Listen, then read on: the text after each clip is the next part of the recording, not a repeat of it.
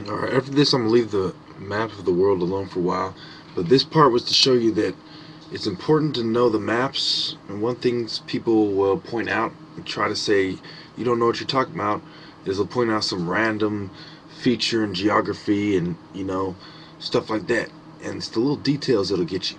So, last video, one of the videos in the past, I was talking about Kazakhstan, and I was talking about Turkmenistan and Afghanistan, and there's also Uzbekistan, Kyrgyzstan, and also Tajikistan. And so we go on talking about there's a caste system in India. Obviously, you know how there's darker skin on the people on the bottom for the most part, and the lighter skin people on the top, and how the migration of people had to pass through Iran and Afghanistan and Pakistan. That's why some of the oldest artifacts are there, and the Silk Road leads there, etc. So when we go to talking about China, I told you about the Ming Dynasty, the Qing Dynasty. I told you about Genghis Khan and Mongolia, and how the Mongolian Empire was huge. It was bigger than the Roman Empire, but it's not talked about as much. And how they were very good at riding horses, and nomadic people that evolved and united all the other tribes around them until they rose up, and they just kept moving quickly in lightning speed. They had a similar tactic to Hitler. I think Hitler learned from how the Mongols spread out and kind of based some of his tactics on them. So we go on to talk about Laos and the 10,000-day war, Vietnam. You had Diem, you had Kennedy, Johnson, Nixon, Kennedy, Ford, Carter. All these people were involved in Vietnam. You had Kissinger and the National Security Council. You had the Tet New Year, and you had the lunar calendar, and how they did a ritualistic attack. And there was a major offensive that was downplayed, and how there was North and South Vietnamese, and it was the communists supporting one side and us supporting the losing side. Kind of like in Korea, where the communists have a little bit more of a stronghold on it. The North Korea has more power than South Korea. So it was in Vietnam, and we learned the hard way that trying to have a military intervention wouldn't work. So also there's been a lot of tragedies in places like Bangladesh and Bhutan and Nepal and Myanmar, and a lot of rapes in like Cambodia. And then you had Pol Pot, and we funded him, and he did a lot of damage in Cambodia and neighboring Laos.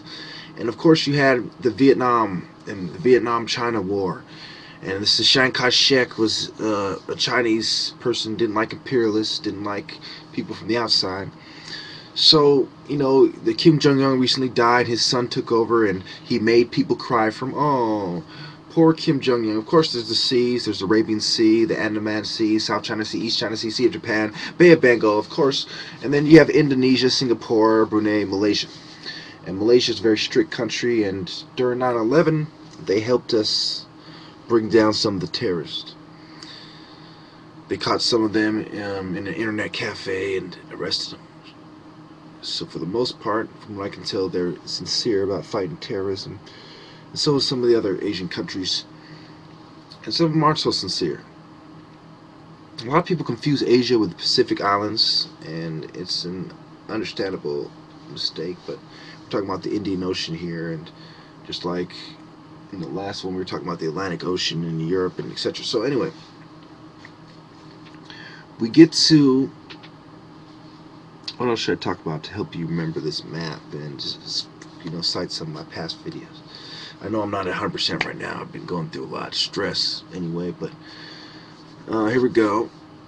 We talk about I talked about the Persians and how Iran fits into it, and that used to be Persia, and how you had people like Xerxes and Artaxerxes and Darius and Cyrus the Great.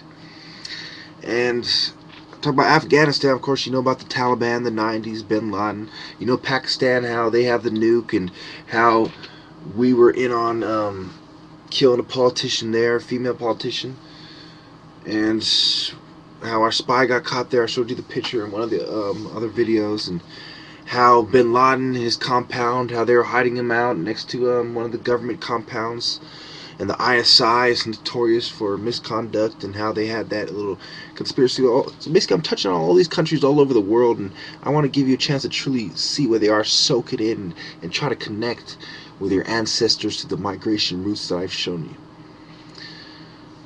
And it's important to note that the Japanese culture, the karate is based a lot on the African culture, even though it's all the way over there.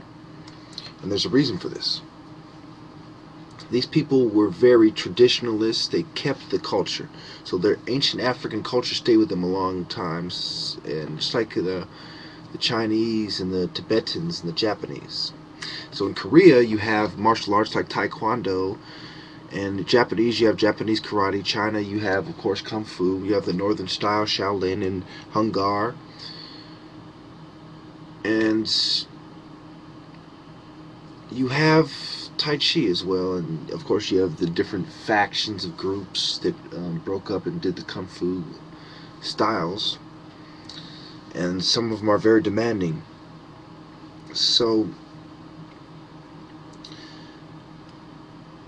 basically there's a lot of hashish being sold in places like Nepal, and they have a big crackdown on it, and it's a big deal. Recently they had a big crackdown in Asia